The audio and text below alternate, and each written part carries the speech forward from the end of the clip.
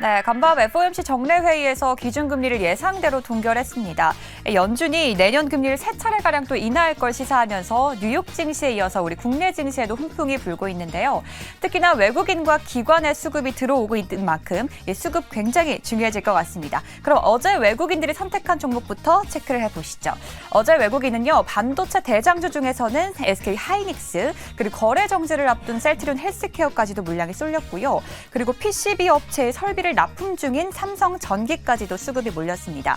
2차 전지 중에서는 LNF 그리고 완성차 기업인 현대차까지도 수급이 몰리는 모습이었는데요. 그럼 오늘처럼 수급이 강하게 들어오는 가운데 외국인들이 선택한 종목 체크해보시죠. 먼저 포스코홀딩스입니다. 오늘 그동안 전량 수입을 하던 리튬 생산의 핵심 부품을 국산화에 성공했다는 소식이 전해졌는데요. 오늘 외국인들 가장 많이 순매수하고 있고요. 그리고 연말 배당 기대감 속에 삼성전자 우선주 여전히 담아냅니다. 그리고 셀트리온 그룹주 중에서는요. 오늘 외국인들이 셀트리온 제약을 담고 있고요. 금리 인하 가능성과 함께 오늘 성장주인 카카오고 수급이 몰리고 있습니다. 또한 태양광 사업을 하고 있는 하나솔루션까지도 외국인들이 담고 있는 모습이네요. 그럼 기관들의 수급도 체크를 해보시죠. 기관들은요, 어제 반도체 대장주 삼성전자와 SK 하이닉스, 그리고 삼성전기까지도 외국인과 마찬가지로 담아냈고요. 그리고 셀트리온 그룹주 중에서는 셀트리온을 순매수했습니다. 그리고 화장품 업체죠. LG 생활건강까지도 어제 기관들이 물량이 쏠렸습니다. 그럼 현재 기관들이 순매수하고 있는 종목 체크해 보시면요. 어제와 비슷한 흐름을 보여줍니다. 삼성전자와 SK 하이닉스, 그리고 셀트리온까지는 어제와 마찬가지로 물량을 담아내고요. 오늘 외국인에 이어서 기관들도 카카오를 순매수하고요. 또 기관들은 네이버까지도 순매수하는 모습을 보여줍니다. 그럼 개인 투자자들이 선택한 종목도 체크해 보시죠. 개인들은요, 새내기주에 집중을 했습니다. 블루엠텍, 어제 코스닥 시장에 상장한 기업이죠. 개인의 순매수가 이어졌고요. 그리고 이틀 전에 상장했던 LS 머티리얼즈 역시도 순매수하는 모습이었습니다. 그 외엔 개인 투자자들은 2차 전지주들에 집중을 했는데요. 어제 2차 전지주들의 주가가 부진했던 가운데 삼성 SDI, 에코프로비엠 그리고 LG 에너지 솔루션을 순매수하는 모습이었습니다. 오늘 시장에서는 안 오르는 종목이 없다 할 만큼 환호성을 지르고 있는 시장인데요. 그런 시장 속에서도 옥석 가리기는 필요할 것 같습니다. 오늘 고수님들이 선택한 수급 특징주는 어떤 걸지 바로 확인해 보시죠. 네, IPO 새내기 상장주 가운데 블루엠텍을 어제 개인 투자자들이 굉장히 많이 샀는데 어제 168% 급등 후에 오늘은 21%대 큰 폭의 하락을 보이고 있습니다. LS 머티리얼즈가 연일 가격 제한폭까지 2거래일째 오르고 오늘 5% 하락했는데 이게 블루엠텍도 하루 더 가지 않을까라는 기대감을 어제 많이 샀던 것 같은데 오늘 새내기 상장주 움직임이 다 좋지 않은 건 임순재 교수님. 네.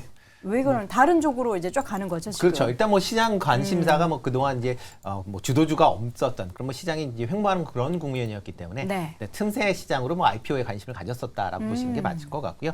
오늘은 이제 대형주 중심으로 주가가 움직이면서 이런 이제 IPO 관련주들이 오늘은 좀 그러니까 쉰다라고 표현하기보다는 일단 뭐 좀 고평가되어 있는 측면들이 분명히 있었거든요. 그게 아마 적정 수준으로 아마 조금 조정을 받을 가능성은 있다라고 생각을 하고 있습니다. 이게 만약에 오늘 FOMC 뭐 실망감 있고 시장의 관심이 네. 뭐 이것도 저것도 약간 아닌 그런 시장이었으면 또 또 뭐 올랐을 갔겠죠. 수도 네. 있겠지만 이제 다른 살 게 너무나 많다 보니까 네. 자금이 또 이동하는 것 같습니다. 자, 테이블에서 오늘 만기일이라고 했는데 네. FOMC도 괜찮았고 만기일 지금 수급 상황 괜찮습니까? 일단은 오늘도 외국인이 계속해서 선물을 매수하고 있다라고 보셔야 될 것 같고요. 그리고는 이미 이번 주 어저께 어찌 보면은 선물 계약에 대해서 이게 롤오버 물량은 어느 정도 나왔다라는 평가가 지금 있는 상황입니다. 이제 그런 상황에서 삼성전자가 고점을 뚫고 52주 신고가를 쓰고 있다라는 점에서 오늘 종가만 좀 조심하면 되지 않을까. 오늘 동시효과에서 어떤 일이 발생할지는 일단 매물이 많이 쏟아질 거는 예상이 되고요. 네. 그 부분을 받아낼 수 있을까라는 부분에서는 종가가 좀 불안하긴 한데 그럼에도 불구하고 여전히 뭐 상승 추세라는 점, 신고가를 썼다라는 점에서는 긍정적으로 볼만한 하루지 않나 이렇게 네. 말씀을 드릴 수 있을 것 같습니다. 알겠습니다. 자, 그럼 빠르게 김대중 교수님부터 오늘 종목 하나씩 픽해 주시죠. 현대위아입니다. 현대위아. 자동차 부품주를 봐야 됩니다. 네, 왜요? 왜냐하면 기존에 그 대형주 내에서 순환 흐름이 나타날 때 반도체, 전기전자, 자동차 순으로 움직인다라는 말씀들을 여러 차례 드렸는데 대형주보다는 지금 시장에서 흐름들이 HBM 관련주들, PCB 관련주들, 자동차 부품업체 관련주들이기 때문에 자동차 업종의 부품주들이 다음 주 정도 선에서 주가 움직일 만한 타이밍이다라는 측면에서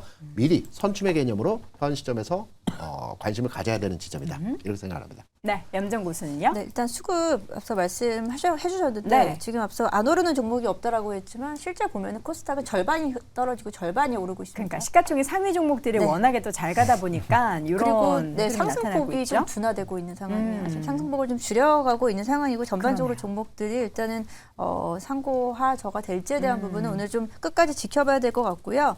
일단 저는 오늘 의료 AI 쪽이 오늘 장초반에 굉장히 좋았습니다. 의료 AI 쪽뿐 아니고 기존에 좀 늘렸었던 성장주 섹터가 전반적으로 좋았고 뭐 네. 카카오, 네이버도 좋지만 의료 AI 쪽에서 유닛이 오늘 장중에 장초반 12% 정도까지 급등을 하면서 지금 상승폭을 좀 반납을 한 상태인데요. 루닛 같은 경우에는 볼파라 헬스케어라고요. 뉴질랜드에 기반을 두고 있는 기업을 인수를 하기로 했습니다. 네. 유방암 진단 소프트웨어 기업이고요. 지금 뭐 기존의 루닛이 하고 있는 사업과의 시너지를 가져갈 수 있는데 이 기업 같은 경우에는 미국 내에서 지금 2,000곳 이상의 의료기관에 AI 솔루션을 제공을 하고 있고 전체 시장에서 한 3분의 1 정도의 시장 점유를 하고 있다라고 볼 수 있겠고요.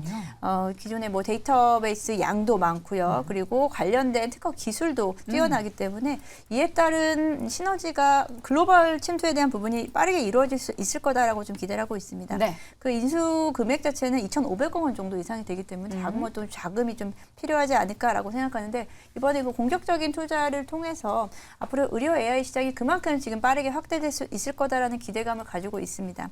의료 AI 쪽 이야기를 간단히 또 이야기를 하면은 최근에 밀렸던 부분은 크게 두 가지 이유가 있습니다. 이번에 보험 수가가 적용이 됐는데 예상치보다 수가의 금액이 좀 적었다라는 점이고요. 한 가지는 유럽에서 AI 관련된 제재를 하겠다라는 이슈가 두 가지가 맞물리면서 네. 단기간에 좀 조정이 있었는데 오늘 이제 성장 섹터 같이 반등 나오면서 이렇게 관련된 기업들 긍정적인 이야기 있기 때문에 다시 한번 또 지켜볼 구간이지 않나라고 생각하고 있습니다. 알겠습니다. 임순재 고수님. 네, 저는 뭐 반도체 관련주 중에서 HPSP. 요거 최근 김장렬 올랐죠. 고수님께서 같이 네. 있으셨다면 굉장히 네, 좋아하셨을 좋아할 것 그런 같아요. 거죠. 네. 일단 뭐 반도체 이제 전공정 장비 이제 제조 업체다 하고 고압 뭐 어니러닝 장비에 관한 그런 이제 얘기들이 많은데요. 네. 일단 내년에 이제 반도체 시장이 정상화된다라고 하게 되면 일단 반도체 감산 부분이 정상화될 가능성이 제일 크게 되고요. 그러다 보면 전공정 관련된 장비들 업체들도 올해는 조금 쉬어가는 그런 모습이었는데 아마 내년부터는 좀 개선될 측면이 분명히 있으니까 그런 관점에서 접근해 보시면 어떨까 싶습니다. 네, 마지막으로 테이버 고수.